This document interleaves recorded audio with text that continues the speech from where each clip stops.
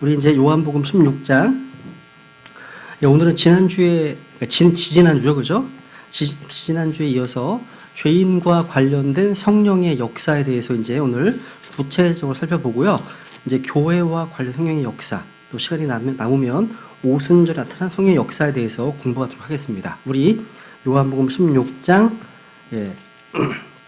7절부터 11절까지 같이 읽겠습니다. 요한복음 16장 7절부터 11절까지입니다.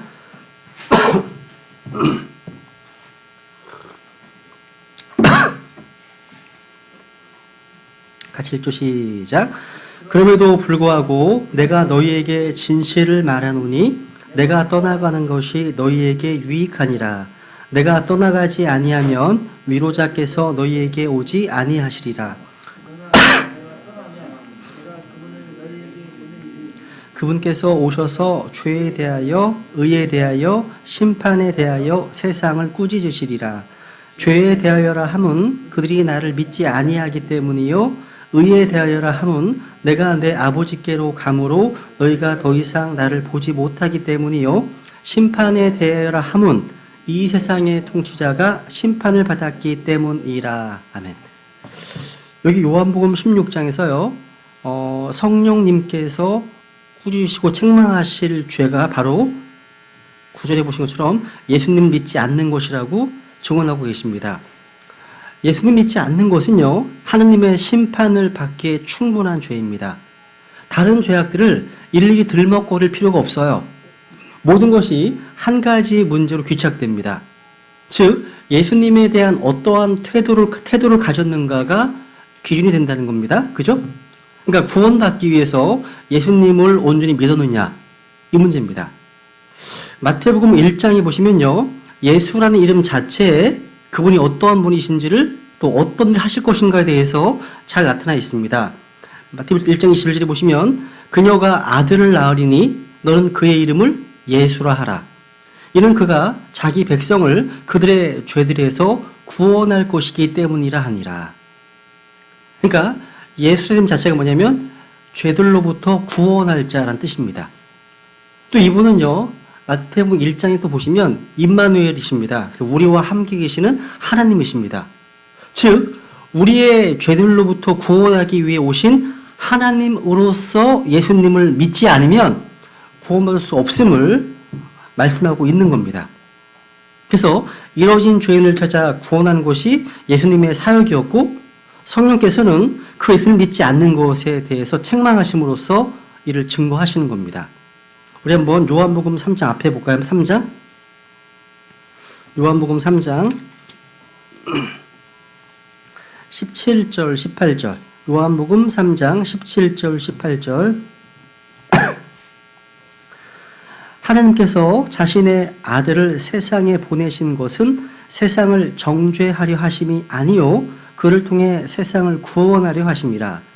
그를 믿는 자는 정죄를 받지 아니하거니와 시제를 보세요. 시제. 정죄를 받지 아니하거니와 믿지 않는 자는 하나님의 독생자 이름을 믿지 아니하였으므로 이미 정죄를 받았느니라. 그러니까 예수님을 믿지 않았으면 이미 정죄를 받은 겁니다. 그래서 성령님께서 책망하시는 죄는요, 하나님께서 이 세상을 구원하기 위해 보내주신 그 아들을 믿지 않는 겁니다. 그래서 여기 보면 믿지 않는 자는 이미 정죄를 받았느니라. 왜 정죄를 받았습니까? 하나님의 독생자의 이름을 믿지 아니함으로. 이게 포인트예요. 그러니까 황금률을 지키지 않았거나 7 성사를 지키지 않았거나 또 십계명을 준수하지 않았거나 아니면 교회 생활을 잘 하지 않아서 정죄받은 게 아니에요. 또 헌금을 하지 않아서 정죄받은 것이 아닙니다. 침례를 받지 않아서 정죄받은 것이 아니에요. 정죄를 받은 유일한 한 가지 이유는 뭐예요? 믿지 아니함으로. 믿지 아니함으로입니다. 그래서 사람들이 지옥에 가는 유일한 이유는 살인이나 간음이나 도둑질이나 사기치거나 아니면 이런 거짓말 같은 악행 때문이 아니라 그러한 죄를 해결하신 예수 그리스도를 믿지 않았기 때문입니다. 그러니까 죄인을 향하신 하나님의 구원 계획을 그러니까 하나님께서 이미 성취해 놓으셨다고 하는 그 사실을 믿지 않기 때문에 정죄를 받은 겁니다. 이것이 바로 성령님께서 책망하시는 죄입니다. 여러분, 사람이 평생 동안 짓는 많은 죄가 있어도 그 혼을 지옥에 빠뜨리는 가장 치명적인 죄는 바로 예수님 믿지 않는 겁니다. 여러분, 지금 이제 지옥에 있는 사람들의 공통점이 뭔지 아세요? 공통점? 한 가지예요. 그들 모두가 다 하나님의 독생자임을 믿지 않았다는 겁니다. 옆에 3장 마지막 절 볼까요? 3장 마지막 절. 같이 읽어볼게요. 시작. 아들을 믿는 자에게는 영존하는 생명이 있고 아들을 믿지 않는 자는 생명을 보지 못하며 도리어 하나님의 진노가 그 위에 머물러 있느니라. 여기서 좀 확인하고 싶은 게 있어요. 하나님께서 세상을 사랑하셔서 독생자를 주셨습니다. 그죠? 그분을 믿는 자마다 멸망하지 않고 영존하는 생명을 얻게 하셨습니다. 그래서 교회에서요, 하나님의 아들, 이 아들을 믿는 자는 한번 손들어 보라고 하면 다 들어요. 다 듭니다. 그런데 영생을 얻은 사람 손들라고 하면 절반도 안 되는 경우가 있어요. 그럼 어떠세요? 하나님의 약속의 말씀을 다시 보시면 만약 믿었는데도 영존하는 생명이 없다면 그것은 하나님께서 약속을 지키지 않는 거죠. 그죠? 그럴 리는 없습니다. 여러분이 하나님의 아들을 믿었다면 영원한 생명이 있는 줄로 확신할 수 있다는 사실이죠. 그죠? 그 다음 보시면 아들을 믿지 않는 자는 하나님의 진노가 그 위에 머물러 있다. 하나님의 진노가. 오늘날 배교한 어떤 설교자들, 신학자들, 이런 분들이요, 성경에서 진노하신 하나님, 또 불같이 경노하시는 하나님에 대해서는 다 빼버립니다. 빼버리고 오직 사랑과 은혜와 긍휼과 이런 분만이 풍성하시고 마치 죄인들을 보시고도 그냥 마냥 그냥 빙그레 웃으시는 정도의 그 하나님만을 전파합니다. 그거는요, 성경에 계시되고 있는 하나님이 아니라 자신들의 상상과 욕구에 따라 다시 창조된 거짓 신일 뿐입니다. 하나님께서는 의를 사랑하십니다. 또 거룩함을 기뻐하십니다. 마찬가지로 죄를 미워하시고 악을 벌주시는 하나님이십니다. 이건 지극히 상식적인 믿음이죠. 그죠? 평범한 믿음입니다. 우리 주님께서 사랑과 은혜의 하나님이신 것과 마찬가지로 죄인들을 향해 진노하시고 분노하시고 경륜을 쏟아부으시는 심판 하나님이십니다. 여러분, 하나님의 진노가요, 얼마나 크고 무서운지 직접 겪게 되는 당사자들의 생생한 증언이 요한계시록 6장 마지막 부분에 나와요. 나옵니다. 얼마나 무서우시면 산들과 바위들에게 우리에게 떨어져서 숨겨달라고 제발 고백하지 않습니까? 이런 하나님, 이것이 바로 진노하신 하나님 앞에 선 죄인들의 모습이라는 거죠. 그래서 근데 이 주님께서 진노하신 하나님이신데요, 이 하나님께서는요, 무턱대고 아무 때나 진노하시는 것이 아니라 분명한 기준이 있고 대상이 있다는 거죠. 또 진노를 피할 방법도 완벽하게 준비해 두셨습니다. 그게 뭐예요? 아들을 믿는 거죠. 그래서 로마서 5장 볼까요? 로마서 5장 9절을 보시면 그리스도의 복음만이 하나님의 진노로부터 우리를 건져낼 수 있습니다. 로마서 5장 9절. 로마서 5장 9절. 그러면 이제 우리가 그분의 피로 말미암아 의롭게 되었은즉 더욱더 그분을 통해 진노로부터 구원을 받으리니. 무엇으로부터요? 진노로부터 구원받는다. 여기다가 데살로니가전서 5장 9절을 적어놓으면 좋겠습니다. 거기 보시면 이는 하나님께서 우리를 진노에 이르도록 정하신 것이 아니요 우리도 예수 그리스도로 말미암아 구원을 받도록 정하셨다 하십니다. 그죠? 그래서 하나님의 진노를 피할 수 있는 유일한 것 바로 구원의 복음, 그리스도의 복음만이 그들을 건져낼 수 있다는 사실. 한번 요한일서를 가볼까요? 요한일서 가볼까요? 사도 요한은요, 예수님 믿지 않는 자는 하나님을 거짓말하는 자로 만드는 거라고 증언했습니다. 요한일서 5장 10절. 요한일서 5장 10절. 하나님의 아들을 믿는 자는 자기 안에 이 증언을 가지고 있고 하나님 믿지 않는 자는 그분을 거짓말하는 자로 만들었나니 이는 하나님께서 자기 아들에 관하여 주신 증언을 그가 믿지 아니하기 때문이라. 그렇죠? 자. 또 히브리서 10장에 보시면요. 10장에 보시면 28절부터 보시면 모세율법을 멸시한 자도 두세 증인으로 인해 긍휼을 얻지 못하고 죽었거늘 하물며 하나님의 아들을 발로 밟고 자기를 거룩히 구별한 언약의 피를 거룩하지 아니한 것으로 여기며 은혜의 영께 무례히 행한 자가 당연히 받을 것으로 생각된 형벌을 얼마나 더 극심하겠느냐. 너희는 생각해보라. 그러니까 이 무서운 경고를 받고 있는 죄로부터 벗어나는 것은 오직 하나의 길뿐이라는 거죠. 그죠? 믿는 겁니다. 주 예수 그리스도를 믿는 거라는 사실이죠. 물론 여러분 믿는다는 고백은 진실된 것이어야 됩니다. 이 사람이 믿는 건지 확인할 수 있는 한 가지 테스트가 있습니다. 그 사람의 입술의 고백과 간증을 통해서 우리는 알 수 있습니다. 그러니까 마음으로 진짜 믿었다면 입으로 나오게 되어 있어요. 왜? 마음에 가득한 것이 입으로 나오기 때문에. 그죠? 근데 마음은 없는데 입술로 거짓 고백할 수도 있습니다. 그럼 몰라요, 잘. 우리는 모릅니다. 그러니까 믿는다는 고백은 진실된 것이 한다는 사실. 거짓된 고백은 아무 소용이 없어요. 근데 오늘날 거짓으로 예수님을 고백하는 사람들이 많아요. 중에서는 이러한 일들이 있을 것을 미리 아시고 말씀하셨죠. 내게 주여 주여 하는 자가 다 하늘 왕국에 들어가지 아니하고 오직 하늘에 내 아버지 뜻 행하는 자라야 들어간다 하십니다. 그러니까 주님을 향한 고백 그 자체보다 그것이 진실된 것인지 아니냐 더 중요하다는 거죠. 그거를 다른 사람이 보고 100% 확인할 수 없습니다. 본인이 각자가 테스트 해봐야 되겠죠. 그죠? 한번 사도행전 2장을 가볼까요? 성령님께서 꾸짖으시고 책망하시는 그 약속에 대해서 처음으로 성취된 사례가 하나 있는데 우선 사도행전 2장 36절, 37절. 사도행전 2장 36절, 37절. 베드로의 설교죠, 그죠?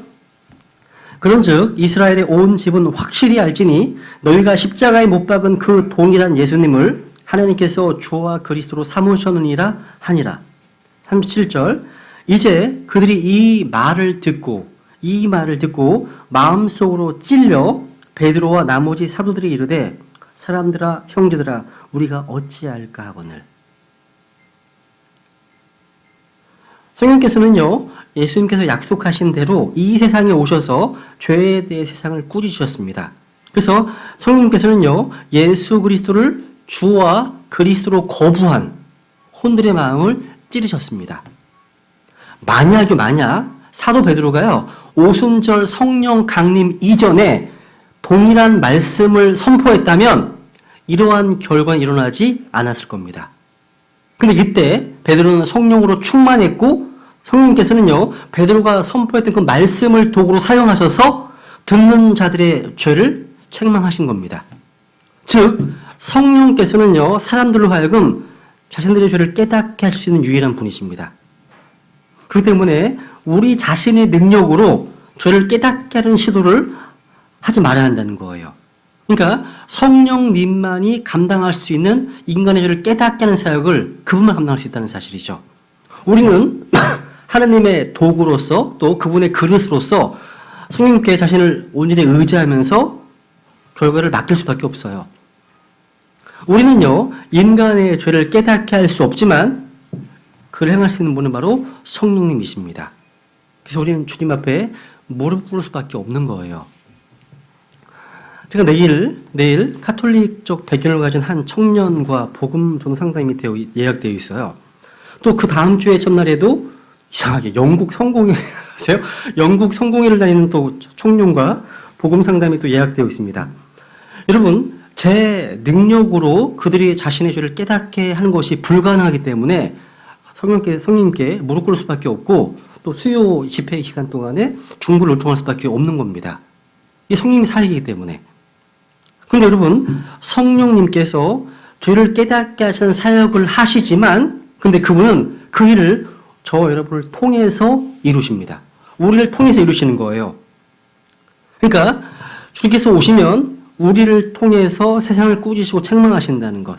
여러분, 오순절날 3,000명의 혼들에게 죄를 깨닫게 하시는 분이 성령님이었지만 그 성령님께서는요, 믿는 자들에게 임하셔서 그들을 통해 세상을 책망하신 겁니다. 그래서 여러분, 사도행전에 기록되어 있는 모든 회심은요, 이미 구원받은 성도들의 어떤 활동을 통해서 이루어졌습니다. 그래서 사도행전 11장 볼까요? 11장 13절. 사도행전 11장 13절, 14절.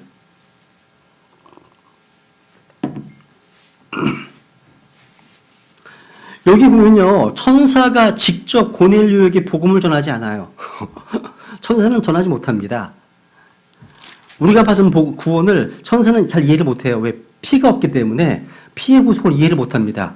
여기 사도행전 11장 13절 14절에 보시면 그가 우리에게 자기가 자기 집에서 천사를 본 것을 알리되 그 천사가 서서 그에게, 고넬료입니다. 그죠? 그에게 이르기를 사람들을 욥바로 보내어 베드로로 하는 사람 시몬을 부르라. 그가 내게 말씀들을 전하리니 그 말씀들로 너와 내 온 집이 구원을 받으리라 하였음을 알리니라.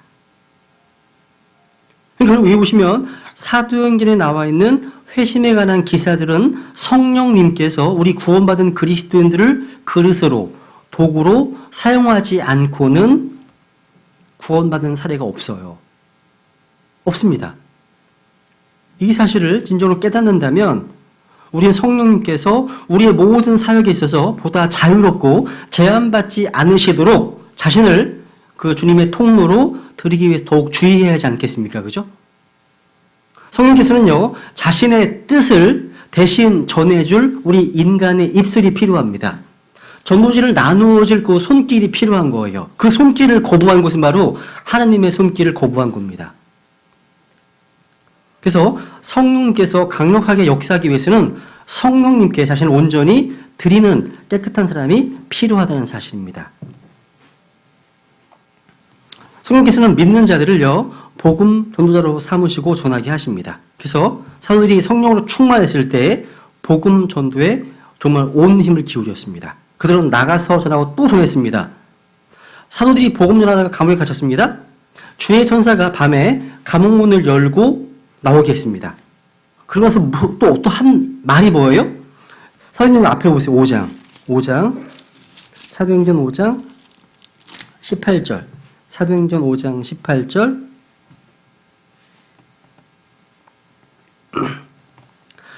사도들에게 손을 대어 그들을 일반 감옥에 가두었으나 주의 천사가 밤에 감옥 문들을 열고 그들을 데리고 나와 이르되 20절 가서 성전에 서서 이 생명의 모든 말씀을 백성에게 말하라 하매 이 생명의 모든 말씀을 백성에게 말하라.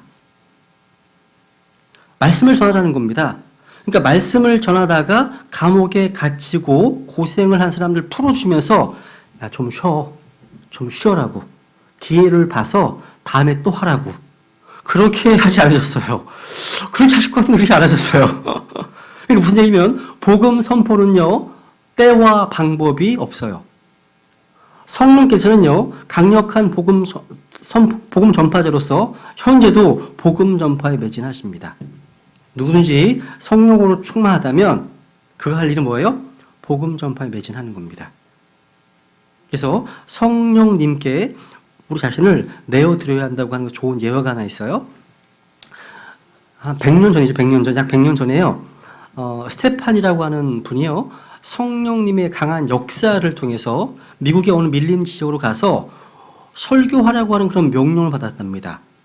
이분이 이제 벌목꾼들이 거주하는 마을에 도착했는데 벌목꾼들이 이미 다 다른 장소로 멀리 이동한 다음이었기 때문에 그 마을은 다 황폐해 있었습니다. 근데 이 사람은요, 하나님께서 자신을 그곳에 보내셨다고 하는 사실 너무나 확실히 믿었기 때문에 아무도 없는 오두막에 들어가서 빈 벽을 향해서 하나님의 말씀을, 그리스도의 복음을 간절히 전하고 돌아왔습니다. 몇 년 후에 이 사람이요, 영국의 런던 다리를 걷고 있었을 때 어떤 사람이 그 사람의 팔을 붙잡고 외쳤어요. 드디어 당신을 찾았군요. 혹시 사람을 잘못 보시지 않으셨습니까? 스테판이 말했습니다. 아닙니다. 몇 년 전에 미국의 어떤 밀림 있는 그 빈 오두막에서 설교하신 적 있으시죠? 스테판은 고개를 끄덕이면서 대답했습니다. 예, 하지만 그곳은 아무도 없었습니다.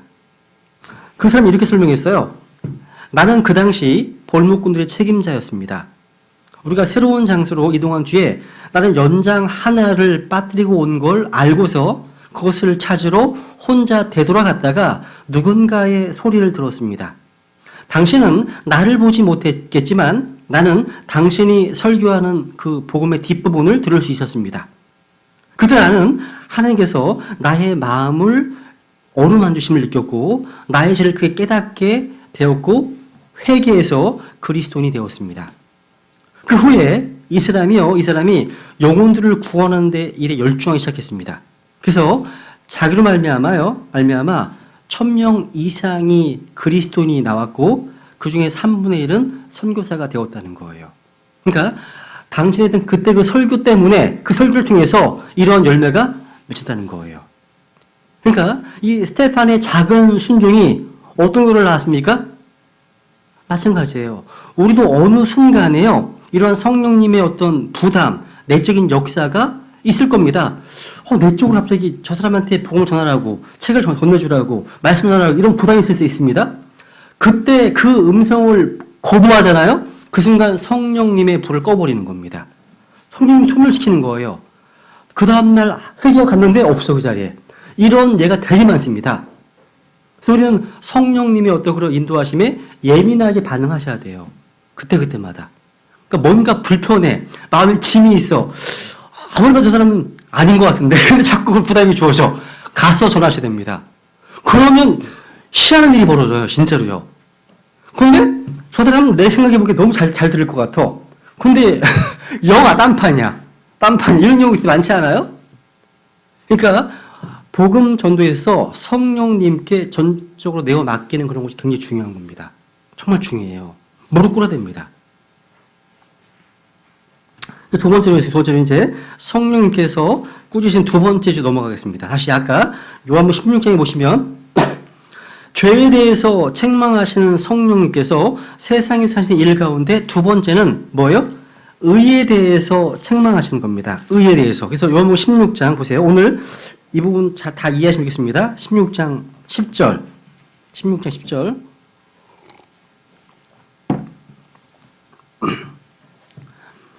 의에 대하여라 함은 내가 내 아버지께 감으로 너희가 더 이상 나를 보지 못하기 때문이요. 9절은 끝났습니다. 이제 10절입니다. 10절. 그러니까 의에 대해서도 세상을 책망하십니다. 성령께서는요, 사도 바울을 통해서 서신서 한 권 전체를 통틀어서 이 문제, 의라고 하는 이 문제에 대해서 쓰게 하셨습니다. 바로 로마서의 주제가 바로 이 의입니다. 이신칭의, 믿음을 통해서 의롭게 된다. 아니면 또 이신득의, 믿음을 통해서 하나님의 의를 얻는다. 이 로마서의 주제거든요.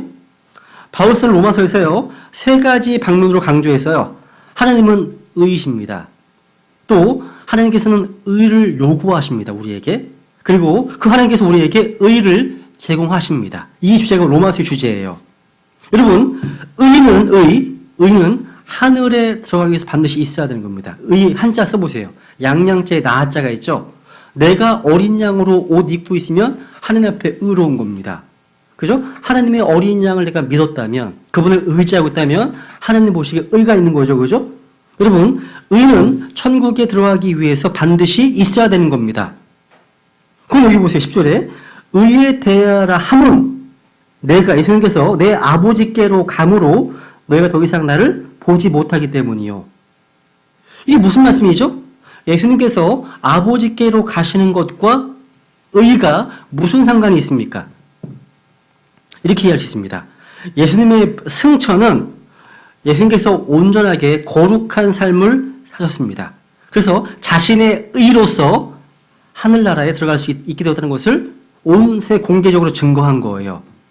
그러니까 하나님께서는요, 예수님의 승천을 통해서 예수님의 의를 인정하셨음을 공개로 나타내셨습니다.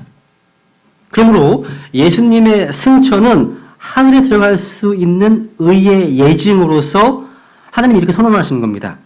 이것이 바로 너희들이 하늘에 들어올 수 있는 의의 기준이다. 이 의는 서기관과 바리새인들의 의와 같지 않다. 그보다 훨씬 월등한 거다. 이 의에 미치지 않으면 그 누구도 하늘에 들어올 수 없다. 이 얘기입니다. 이 얘기입니다. 그래서 착하게 사는 사람들, 이 사람들도요, 성령께서 증언하시는 예수 그리스도를 영접하지 않으면 못 가는 겁니다. 그 사람들 못 가는 거예요. 여러분, 교황이 그런 말 있잖아요. 교황이요. 무신론 자도 구원받을 수 있다. 또 다른 종교에 속한 사람도 구원받을 수 있다. 또 김수환 추기경, 그죠? 김수환 추기경도요, 도울과의 대화에서 다른 종교에서도 선하게 산 사람들은 구원을 받습니다. 이렇게 얘기했어요. 맞아, 틀려요? 됐죠. 어떤 사람들은 큰 죄만 짓지 않았으면 하나님께서 하늘에 들어오게 해 주시리라고 믿어서는 안 됩니다. 그죠? 그러니까 자기 나름대로 선하게 살아왔기 때문에 그 근거로 하늘나라에 들어갈 것이 생각하고 있을지도 몰라요. 하지만 요한복음 16장 10절 말씀의 근거에서 성령님께서 증언하신 의의 그 바에 의하면 사람이 자기 자신의 의로 하나님께 받아들여지려면 예수님만큼 의로워야 됩니다. 예수님만큼 의로워야 하는 거예요. 예수님의 의만이 하나님께서 인정하시기 때문입니다. 예수님은 얼마나 의로우셨습니까? 고린도 후서 5장 21절에 보시면 그분은 죄를 알지도 못하는 분이십니다. 요한일서 3장 5절에 보시면 그분 안에는 죄가 없다 하십니다. 베드로전서 2장에 보시면요, 그분께서는 죄를 짓지 아니하시고 입에 교활함도 없다 하십니다. 또 히브리서 4장 15절에 보면 예수님께는 죄가 없으신 분이십니다. 요한복음 앞에 보세요. 8장 29절. 요한복음 8장 29절.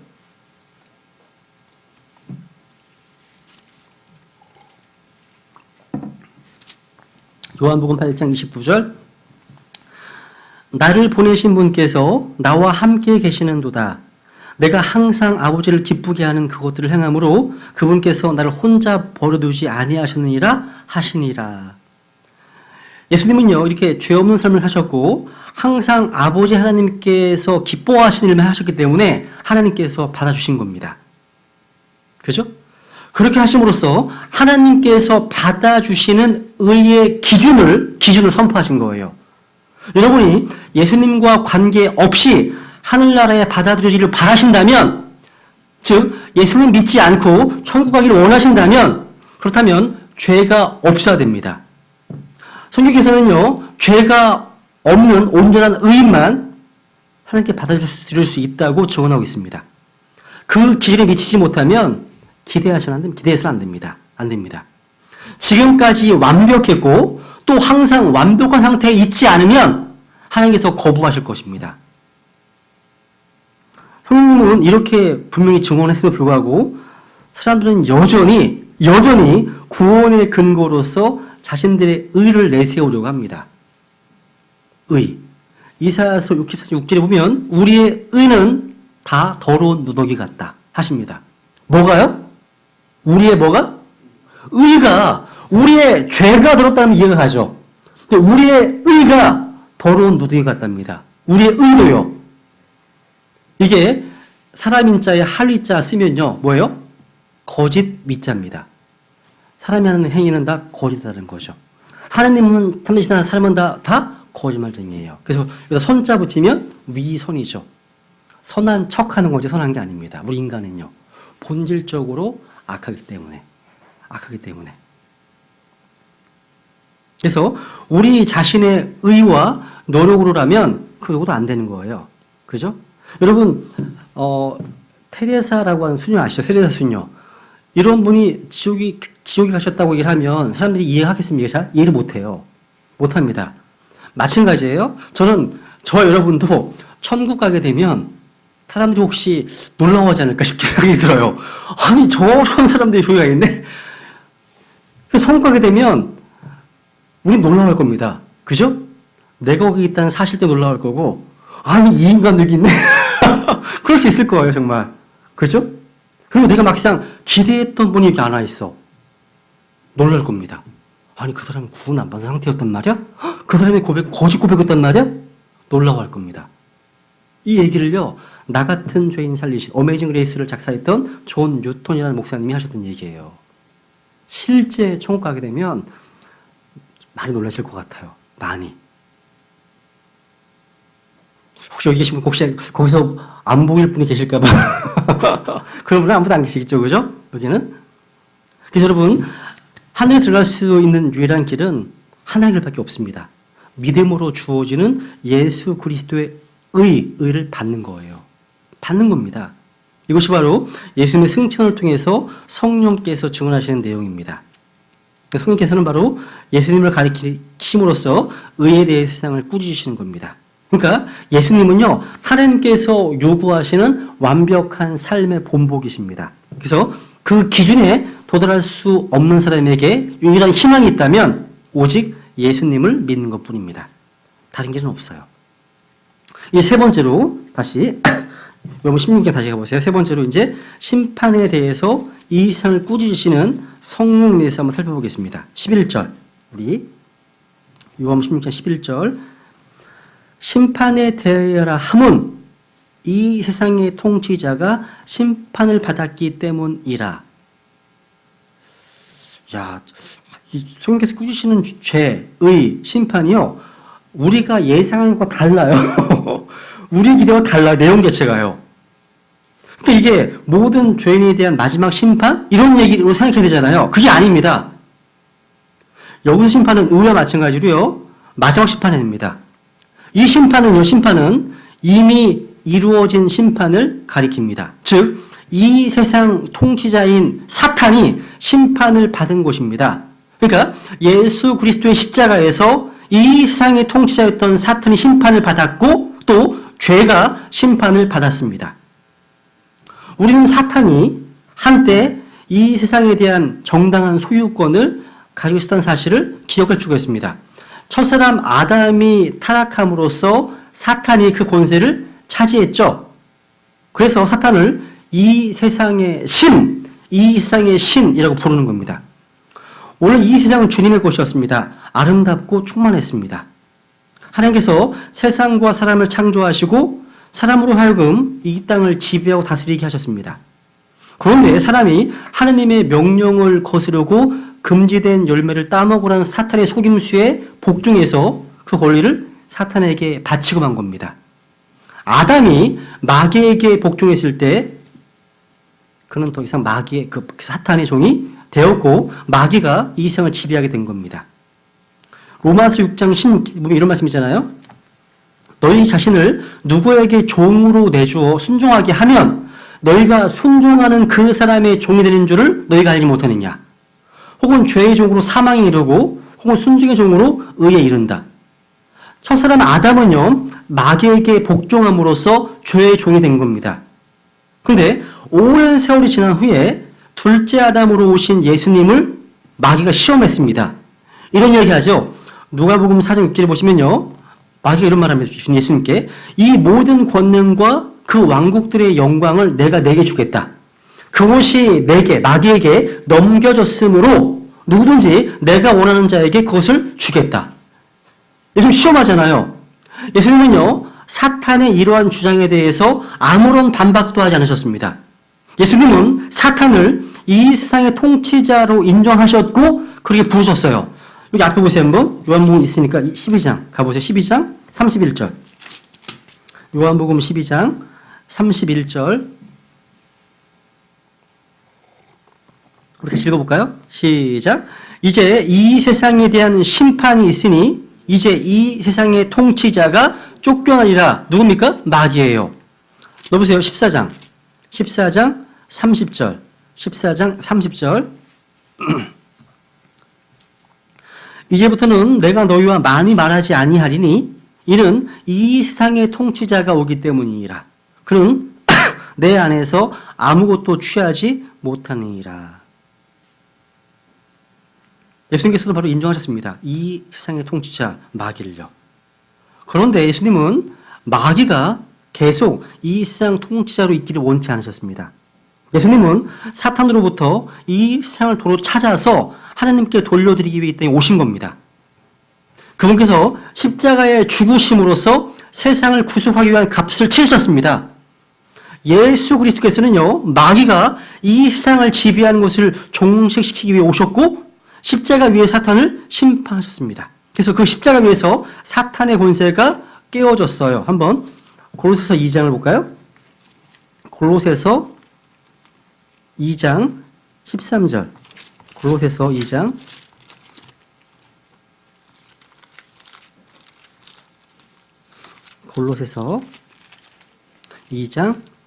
13절. 또 너희의 죄들과 너희 육체의 무할례 가운데 죽었던 너희를 하나님께서 그분과 함께 살리시고 너희의 모든 범법을 용서하셨으며 우리를 대적하고 우리를 반대하던 규례들을 손으로 기록한 것을 지우시고 그것을 길에서 치우사 그분의 십자가에 못 박으셨으며 15절 정사들과 권능들을 벗기사, 이게 마귀 악한 세력들입니다. 정사들과 권능들을 벗기사 십자가 안에서 그들을 이기시고 공공연히 그들을 구경거리로 삼으셨느니라. 야, 정사들과 권능들을 벗기사 십자가에 그들을 이기셨다고 되어 있죠. 예수님의 부활은 바로 승리의 증거입니다. 십자가에서 이 세상 통치자는 심판을 받았습니다. 한때 우리를 다스렸던 권세와 능력이 예수 그리스도의 죽으심과 부활을 말미암아 다 부서져 버리고 말았습니다. 그래서 로마서 6장 12절에 보면 이런 말씀하십니다. 12절에 보면 그러면 너희는 죄가 너희의 죽을 몸 안에서 군림하지 못하게 하여 몸의 정욕 안에서 죄에게 순종하지 말고, 그러니까 무슨 얘기예요? 죄가 엘리트가 있어요. 그러니까 죄가 너희 죽을 몸 안에서 군림하지 못하게 하라. 허락하지 말라는 거예요. 죄를 왜 짓습니까? 나를 죄에게 내어주니까 죄를 짓는 거 아니에요. 허락하니까요. 그래서 하지 말라는 겁니다. 여러분, 십자가에 승리하셨지만요, 하나님께서 아직 이 세상을 완전히 주관하지 않고 계신 건 사실입니다. 우리는 그날이 속히 오기를 사모하고 기다리고 있습니다. 그래서 마태복음 6장 7절 보면 중기도문 말씀하시잖아요. 아버지의 왕국이 임하옵시며 아버지의 뜻이 하늘에서 이루어진 것 같이 땅에서도 이루어지이다. 기도하잖아요. 재림 때 이 기도 이루어지는 겁니다. 여러분, 사탄의 뜻 대신에 하나님의 뜻이 이루어지는 때는 지금과는 좀 다른 세상일 겁니다. 그날이 이르기까지 성령께서 증언하시는 바로 이런 겁니다. 우리는 더 이상 마귀의 지배 아래 살 필요가 없다는 거예요. 왜? 이미 마귀가 심판을 받았기 때문이에요. 마귀는요, 우리의 삶을 청구할 아무런 권리가 없어요. 예수님께서 우리를 건지시기 위해서 죽으셨기 때문에 우리는 자유롭습니다. 노예 해방선을 아시죠? 노예가 해방했는데 그 소식을 못 들었던 사람들은 아직도 노예처럼 살았습니다. 이걸 아는 것과 모르는 건 천지 차이입니다. 천지 차이예요. 예수님의 십자가로 마귀가 심판을 받았기 때문에 예수 그리스도 안에 있는 자들은 마귀의 지배와 권세로부터 자유할 수 있습니다. 그죠? 주를 믿는 그 믿음 안에서 의롭다함을 얻고 하나님과 교제하는 삶을 살 수 있습니다. 그래서 그러한 자를 마귀는 더 이상 다스리지 못해요. 왜냐하면 사탄이 십자가에서 심판받았기 때문입니다. 성령께서는요, 죄인들에게 이러한 사실을 가르치십니다. 구원받지 못한 사람들은 모두가 다 사탄에게 속해 있답니다. 요한복음 8장 44절에 보시면 너희는 너희 아비 마귀에게서 났으므로 너희 아비의 욕망들을 행하려 한다 하십니다. 그러니까 영적으로 구원받지 못한 자들의 아비는 마귀입니다. 저 여러분은요, 하나님입니다. 하나님은 우리 아버지시잖아요. 그리고 로마서 16장 볼까요? 이 사탄의 운명이 이미 정해져 있습니다. 로마서 16장 20절. 로마서 16장 20절.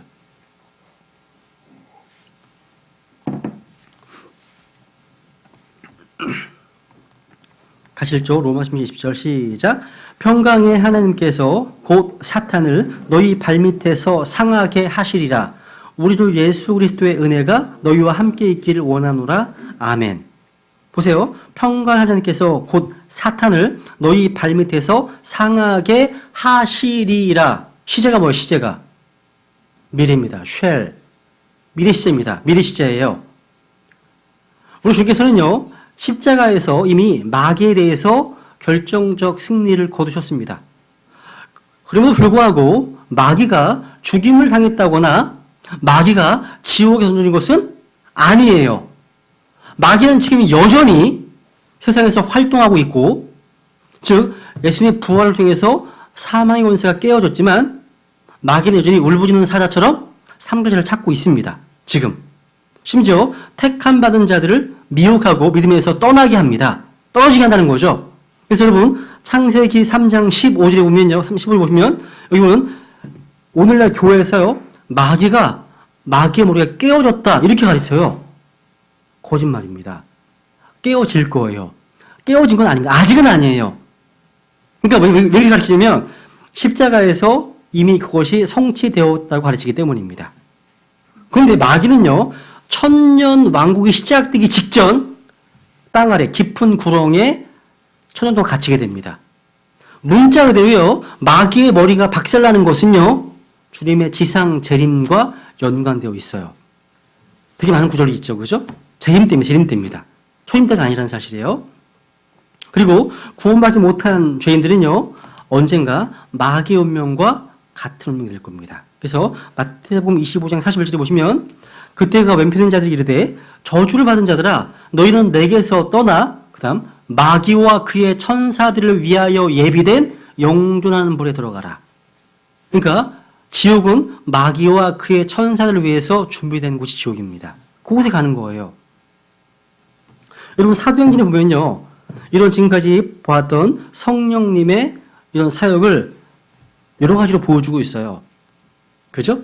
예를 들어서 오순절에 모였던 사람들은요, 성령으로 충만한 사도들과 제자들을 통해서 복음이 선포되었습니다. 그때 마음의 찔림을 받고 3,000혼이 더해지게 되었습니다. 사도행전 8장에 보시면 이디오피아 내시는 성령님의 인도함을 받은 복음자 빌립을 통해서 복음을 들었고 그 자리에서 침례를 받았습니다. 또 다수의 사울은요, 주님으로부터 직접 음성을 듣고 회심했어요. 또 이방인 고넬료라는 백부장은요, 천사의 지시를 받아서 사도 베드로를 초청해서 베드로가 전파하는 말씀을 통해서 성령의 선물을 받았습니다. 거듭났습니다. 또 빌립보의 간수는 바울과 신라를 지키다가 그들에게 복음을 듣고 온 집안이 말씀을 듣고 다 침례를 받았습니다.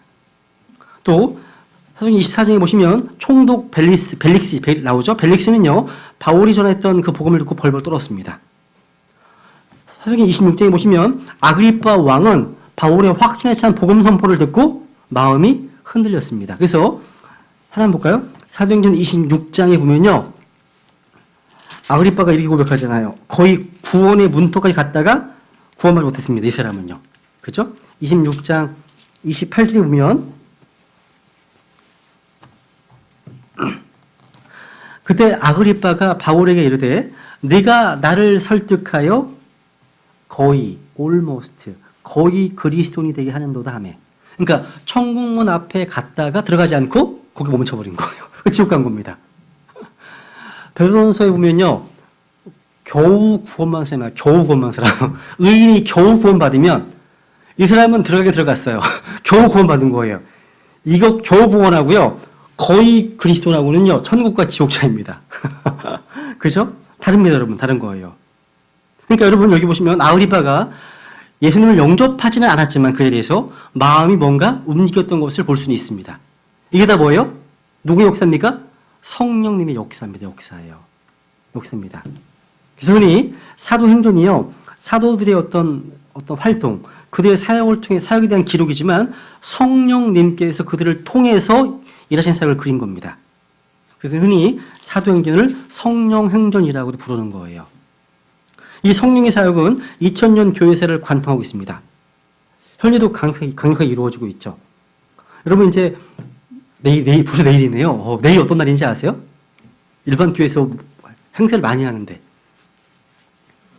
네? 그렇습니다. 종교개혁 500주년입니다. 종교 500주년. 그래서 뭐 기념 행사도 하고요. 연합예배도 하고요. 학술대회도 되게 다양한 행사를 많이 하더라고요. 그죠? 그런데 여러분, 종교개혁으로 돌아가려면 종교개혁 성경을 이야기하지 않고는 불가능합니다.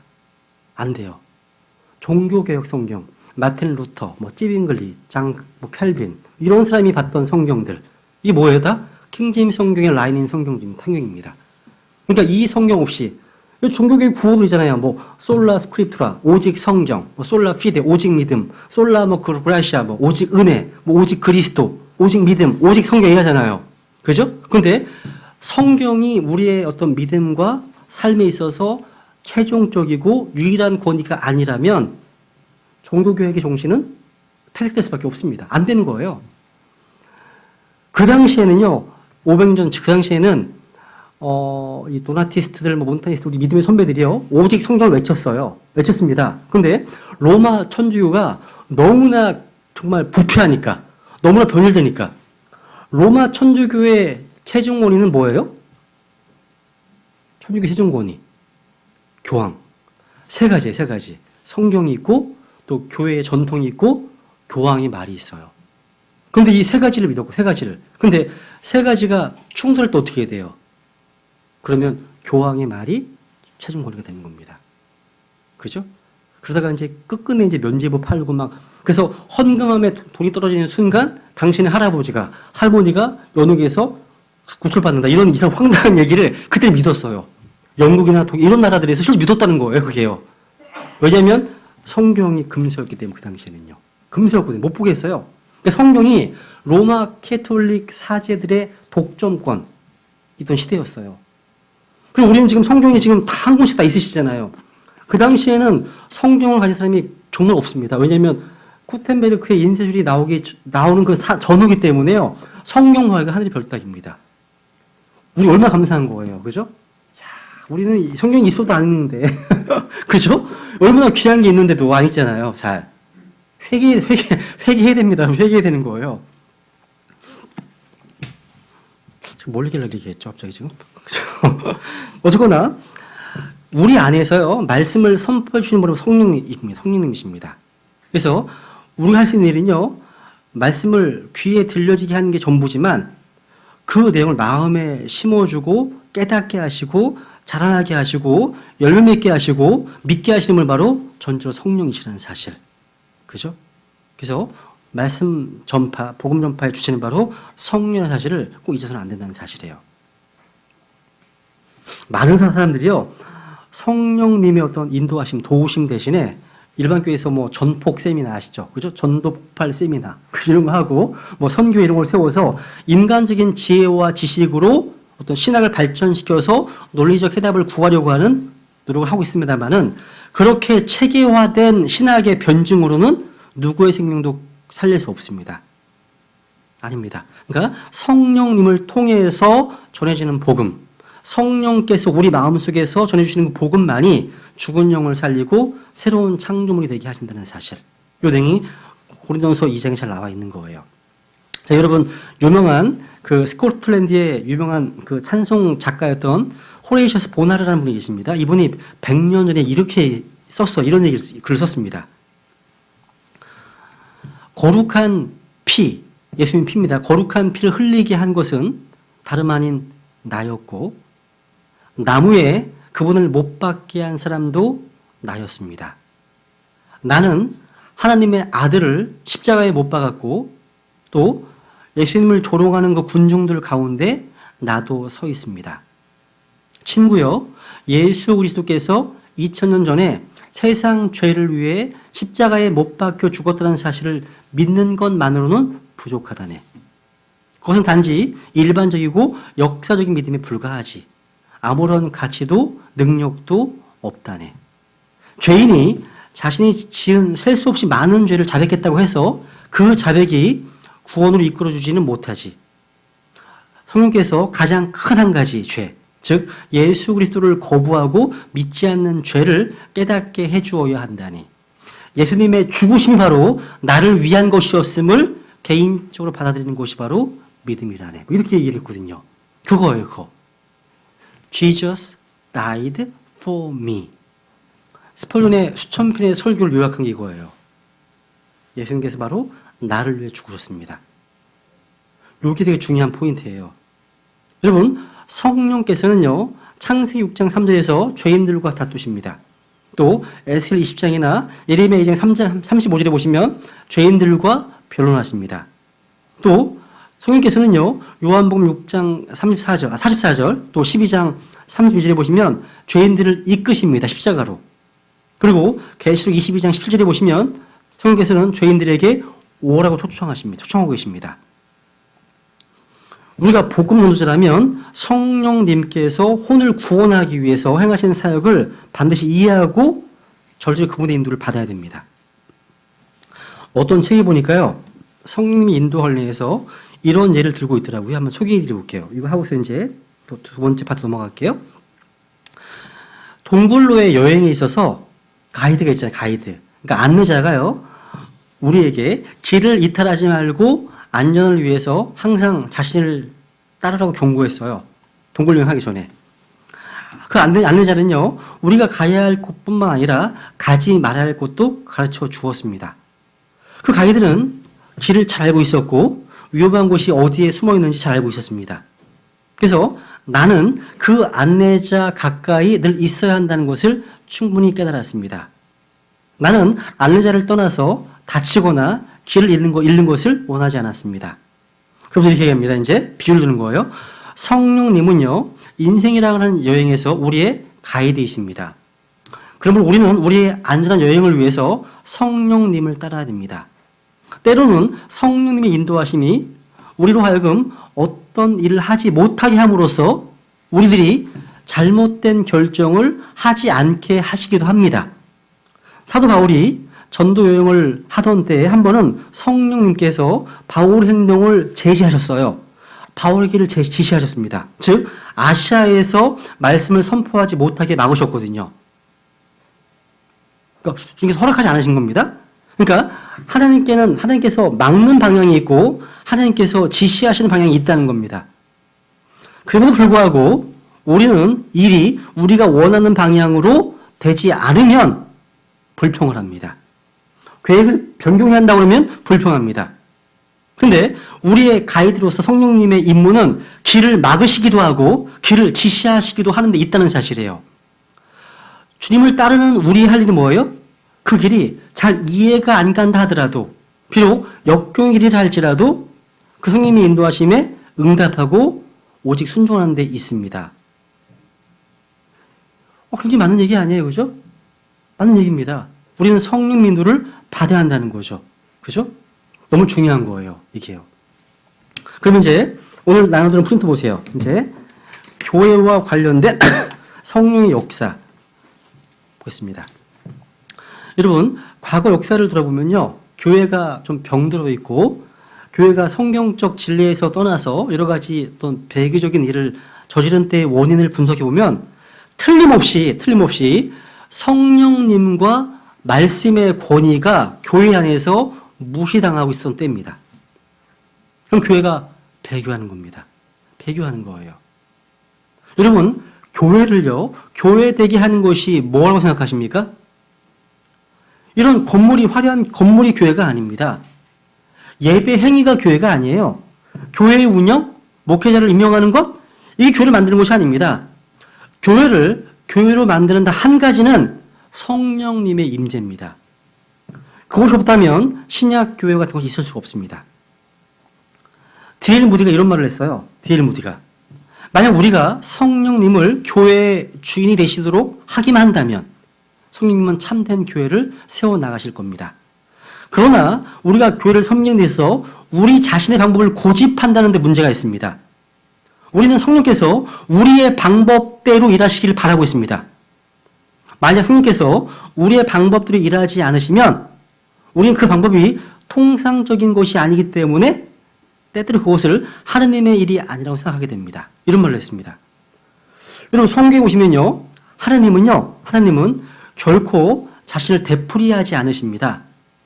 하나님은 어느 시대에는 한 사람을 선택하여서 어떤 일을 이루셨습니다. 성령께서 어느 시대에나 똑같은 방법으로 일하시는 법은 없는 거예요. 우리가 뭐 해야 돼요? 우리는 성령님으로 하여금 그분의 방법대로 일하시도록 의탁하고 기도하는 것뿐입니다. 여러분 보기 하나님께서 지상에 세우신 세 가지 기본적 제도가 있죠. 가정, 정부, 결혼, 교회. 그죠? 근데 성령께 있어 교회보다 더 중요한 거 없습니다. 폴 잭슨이라는 분이요. 이렇게 요약했습니다. 읽어드려볼게요. 교회란 영원부터 하나님의 마음 가운데 was purposed, 목적하신 것이었습니다. 피로 시작, 다 피로 끝납니다. 교회는 구약 성경에 was pictured, 그림이 그려져 있었고 예수 그리스도께서 지상 사역하신 동안에 약속하신 것이었습니다. promised. 갈보리 십자가에서 피값 주고 사신 바 되었습니다. purchased. 그죠? 사신 바 되었습니다. 하지만 그리스도께서 부활하신 후 50일이 되는 오순절이 되어서야 교회는 살아있는 유기체로 나타났습니다. produced. 다 피로 시작해요. 다. 여기 교회 보세요. 성령과 보이지 않는 영적 교회. 성령께서는요, 성령 침례로 그리스도의 몸을 형성해 주셨습니다. 거기다가 에베소서 2장 19절로 22절까지 적어 놓으세요. 성령 침례로 보이지 않는 그리스도 몸을 형성하셨죠. 에베소서 2장 19절부터 22절까지. 유기체입니다. 유기체. 유기체죠. 또 성령님과 눈에 보이는 지역교회죠. 조직체로서의 지역교회입니다. 성령께서는 지금 현재 우리를 인도하시고 가이드하고 계십니다. 어떻게 하십니까? 우선 첫 번째 뭐냐면 빌립보서 3장 3절에 보면요. 성령께서는요. 영 안에서 하나님을 경배하게 하십니다. 영 안에서. 영 안에서. 영 안에서. 그죠? 영과 진리로. 자, 이 외에는 어떤 경배도 헛된 경배입니다. 그리고 사도행전 8장 29절을 보시면 선교 사역을 지휘하십니다. 성령께서요. 읽어볼까요? 사도행전 8장 29절. 사도행전만 두 개만 보죠. 사도행전 8장 29절.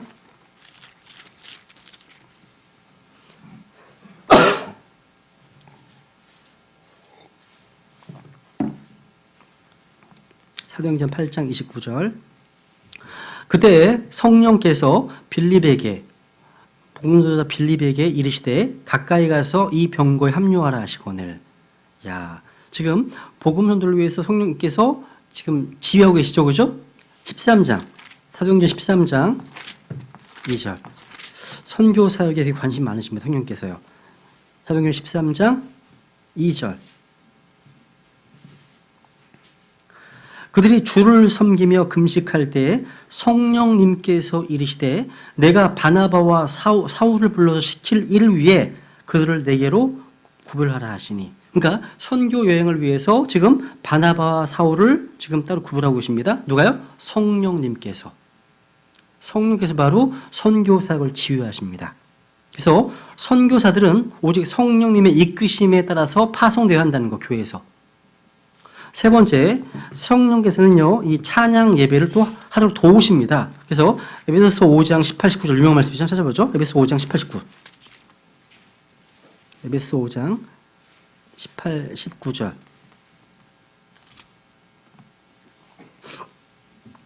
술 취하지 말라. 거기에는 과도함이 있나니 오직 성령으로 충만하라.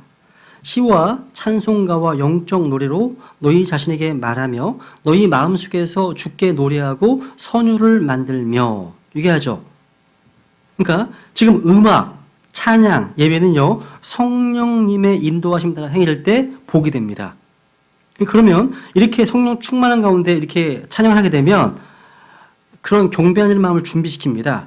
감사로 충만케 합니다. 또 하나님의 말씀을 받을 준비를 하게 해요. 그래서 음악가들과 노래하는 사람들은 재능만으로 뽑아서는 안 됩니다. 그들이 받은 은사와 하나님께 대한 헌신에 따라서 뽑아야 됩니다. 헌신되어 있지 않으면 교회에서 뭔가 일을 시킬 수가 없어요. 신실하지 않으면 교회에서 뭔가 맡길 수가 없어요. 그죠? 신실한 사람들. 여러분, 기억난 김에 교회에서 뭔가 일을 시키려면 반드시 요구되는 조건이 뭐냐? 첫 번째 조건인 신실함입니다. 신실함. 한번 디모데 후서를 보세요. 디모데 후서 2장. 디모데 후서 2장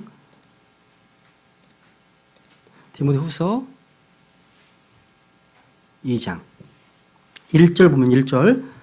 그러므로 내 아들아 너는 그리스도 예수님 안에 있는 은혜 안에서 강건한 자가 되고 또 내가 많은 증인들 가운데서 내게 들은 것들 바로 그것들을 신실한 사람들에게 맡기라. 그들이 또한 다른 사람들을 가르칠 수 있으리라. 누구에게요? 신실한 사람들에게 맡기라. 그러면 바울이 가르친 것들이 계속 선순환되는 거죠. 교회 안에서. 여기 보시면 지금 영어로 좀 보시면요. 2절에 보시면 내가 많은 증인들 가운데서 내게 들은 것들 the things 이죠? 그런 것들 바로 그것들을 그게 뭐냐면 the same이에요. 무슨 얘기예요? 바울이 디모데에게 가르쳤던 것들을 디모데가 또 다른 신실한 사람들에게 가르칩니다. the same인 거 같은 거예요. 달라서는 안 되는 거예요. 교리가요. 이것이 반복되는 거예요. 계속해서 교회가요. 그래야지 교회가 유지할 수 있습니다. 다르잖아요? 다른 가르침 들어오잖아요? 그러면 안 되는 거예요. 그러니까 들은 것들, 그러니까 바울에게서 들은 것들, 또 디모데에서 들은 것들이 계속 이어져 가려면 더 쌤 같은 것이어야 된다는 거죠. 다르면 아닌 것, 다른 것은 아닌 거라는 거죠. 그죠? 같은 것. 누구에게요? 신실한 사람들에게 맡기라고. 신실한 사람들에게요.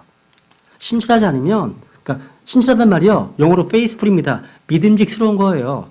그러니까 이 사람 어떤 사람이냐면 내가 가면 내가 가야 될 곳이 항상 거기 그 자리에 있네. 이 사람은 뭔가 일을 해야 될 곳이 항상 거기 사람이 있네. 신실한 거예요. 이 사람들 신실한 겁니다. 그죠? 신실하지 않으면 뭔가 일을 맡길 수가 없습니다. 직분도 받을 수가 없죠. 신실한 사람들. 그래서 신실하지 않은 사람들은요, 아무리 재주가 많고 능력이 있어도 교회에서 어떤 뭔가 일을 해서는 안 되는 겁니다. 교회 일꾼의 첫 번째 요소가 바로 신실함이기 때문에. 그리고 네 번째 보시면요, 사도행전 20장 28절에 보시면 성령님께서는 목회자를 임명하십니다. 설교자를요. 사도행전 20장 28절 보시면 그러므로 너희 자신과 온 양떼에게 주의를 기울이라. 성령님께서 너희를 그들의 감독자로 삼으사 하느님의 교회 곧 그분께서 자신의 피로 사신 교회를 먹이게 하셨느니라. 그러니까 교회의 감독자로 삼으시는 분이 성령님이십니다. 성령께서 바로 교회의 감독자를 임명하십니다. 근데 오늘날 하나님께서 부르시고 하나님께서 임명하신 사람은 너무나 적습니다. 반대로 사꾼 목자, 직업적인 어떤 사꾼 목자 너무 많다는 거죠. 이게 문제입니다. 그리고 디모데전서 1장 볼까요? 성령께서는 또 설교자에게 기름을 부으십니다. 다른 구절을 좀 개인 찾아보시면 될 것 같고 디모데전서 1장만 보죠. 1장 12절. 디모데전서 1장 12절. 나를 능하게 하신, 바울을 부르셨잖아요. 부르신 사람을 능하게 하십니다. 하나님께서는 부르셨으면.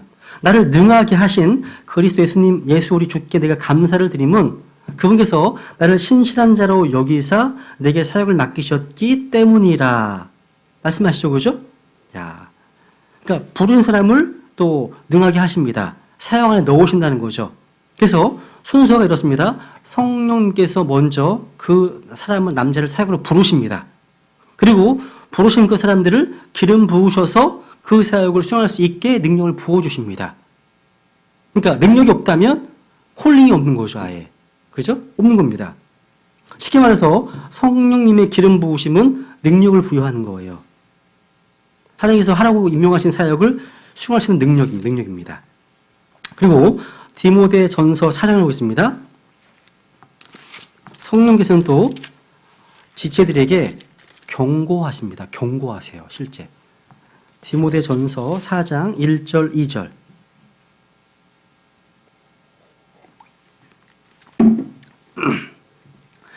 이제 성령께서 분명히 말씀하시기를 마지막 때에 어떤 사람들이 믿음에서 떠나 유혹하는 영들과 마귀들의 교리들의 주의를 기울이리라 하시는데 이들은 위선으로 거짓말을 하며 자기 양심을 뜨거운 인도로 지진 자들이라.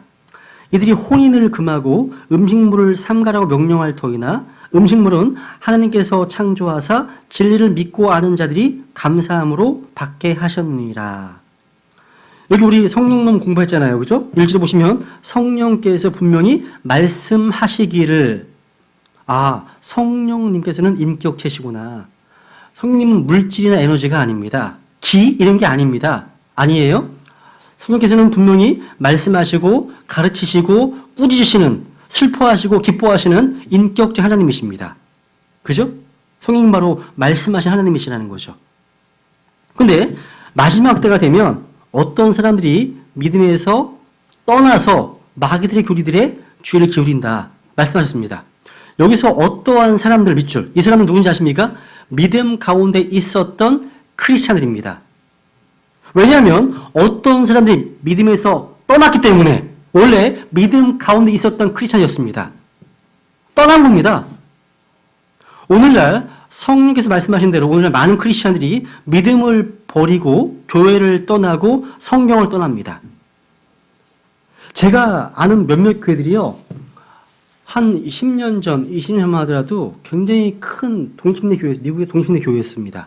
근데 상당수의 교회들이 다 문 닫았어요. 저희 집에 그 탐 말론이라는 그 책이 몇 권 있어요. 이분이 쓰신 설교집이 몇 개 있거든요. 이 탐 말론이라는 분이요, 그 미국의 미시간주에서 이제 사역하신 임마누엘 침례교회라고, 임마누엘 베티처치라고요, 사역하는 그런 교회, 굉장히 큰 교회였습니다. 주일날 참석하는 성도님의 숫자가 5천 명이니까.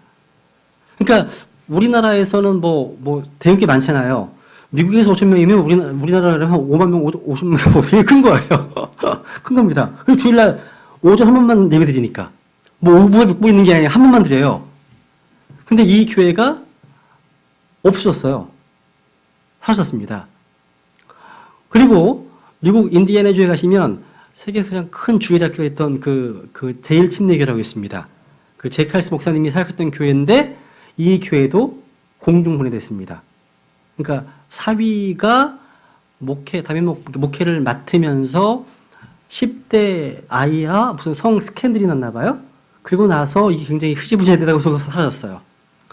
그리고 또 그 굉장히 큰 교회가 어떤 교회냐면 하이파크라고 하는 하일랜드 파크라고 침례교라는 게 있습니다. 리 로버슨이라고 되게 유명한 분이 쓴, 이분이 책이 번역되기도 했습니다. 한국에서.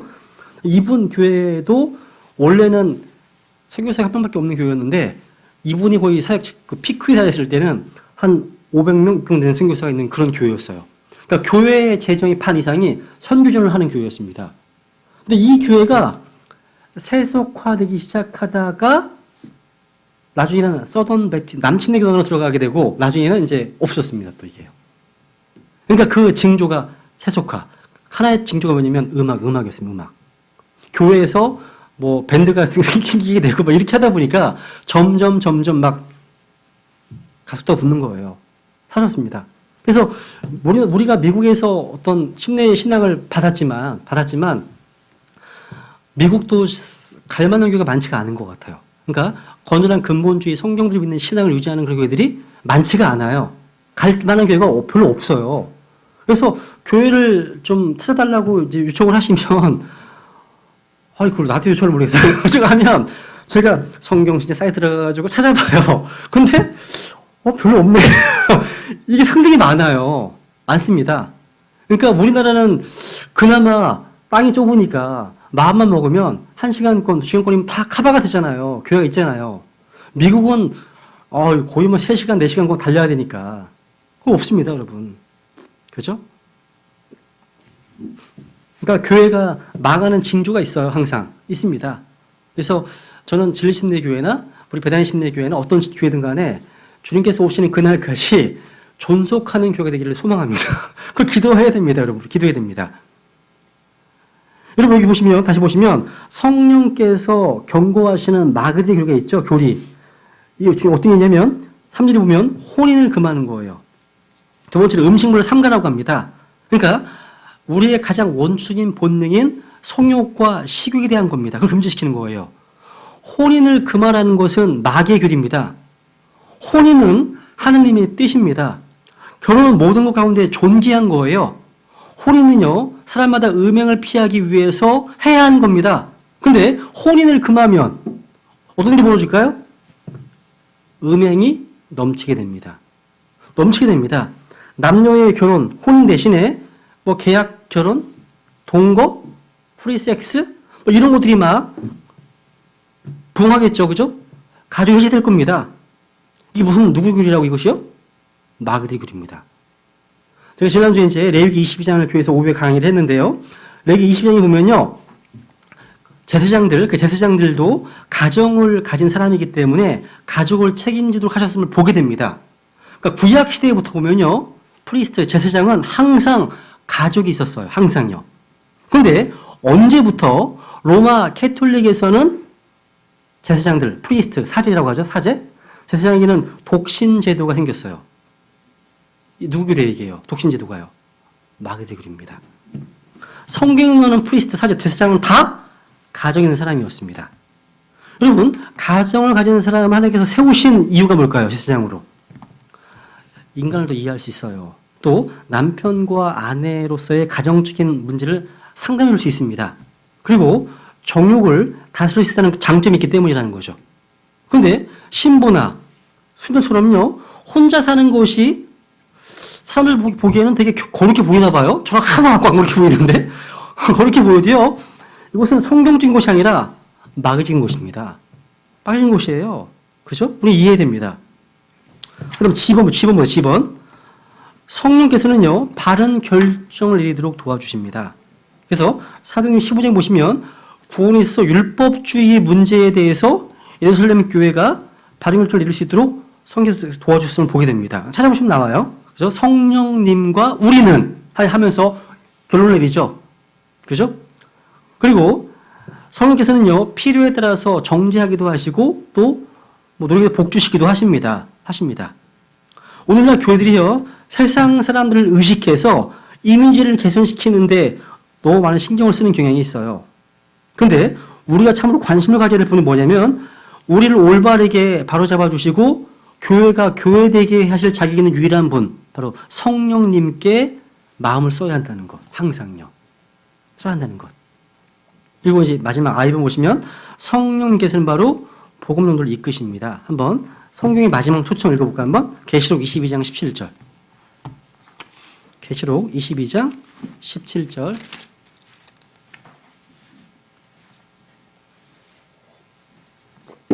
17절 같이 읽어볼게요. 시작. 성령과 신부가 말씀하시기를 오라 하시는도다. 듣는 자도 오라 할 것이요, 목마른 자도 올 것이요, 또 누구든지 원하는 자는 값없이 생명수를 취하라. 성경의 마지막 장에서 듣는 자들과 생명수에 참여할 자들을 향해서 마지막 초청이 다시 한번 나오는 겁니다. 성경에서는요, 교회를 통해서 이루어진 자들을 향해서 그리스도께로 나오도록 촉구하는 말씀을 하시는 겁니다. 이것은 단순하지만 긴박한 초청의 음성이에요. 그죠? 오라, come, 오라 초청하시잖아요. 오늘날 왜 교회의 부흥이 이루어지지 않을까요? 세상이 너무 악해서요? 너무 악해서요?